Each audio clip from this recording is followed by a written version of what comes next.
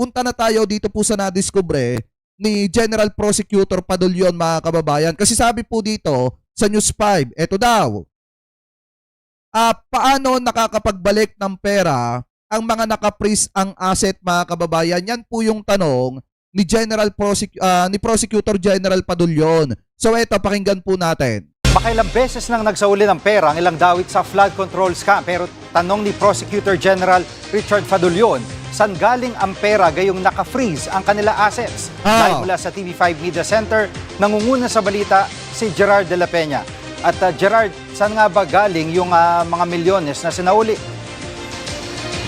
Alam mo, Jiggy, napapatanong na nga itong si Prosecutor General Richard Fadulyon kung paano nga nakakapagsauli ng pera itong mga personalidad na dawit sa flood control scandal, lalong-lalo na yung mga kasama sa Witness Protection Program ng Department of Justice. So malamang hindi dumadaan sa banking system ito at meron pa nga raw sila nakuhang mga ebidensya na 2019 pa na-withdraw yung marami sa mga perang ito. At kung papatulan nga raw ng Bangko Sentral ng Pilipinas yung mga suggestion o yung mga panukala na i-demonetize na yung 1,000 peso bill na ginagamit natin ngayon, ay nako, mukhang maglalabasan ang napakaraming pera na may kinalaman sa korupsyon. Ayan o, tingnan nyo, mga kababayan, kung ano po yung nadiscover dito ni Prosecutor General Padulyon. Yung ibang pera daw, mga kababayan, 2019 pa na-withdraw.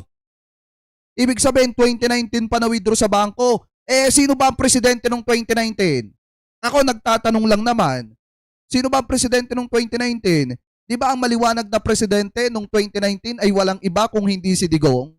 So ibig sabihin, etong mga sangkot na ito sa maanumalyang flood control, yumaman yan o nag-umpisang magpayaman yan sa panahon po ni dating Pangulong Duterte. Kasi nga pinabayaan niya yung malawakang korupsyon diyan po sa sa DPWH, mga kababayan, nung siya ang presidente. Kaya nga kung matatandaan nyo, di ba may video si Duterte dati na kung saan sinasabi niya na ang sideline, ang hanap buhay dyan sa DPWH, nung panahon po niya, mga ghost project.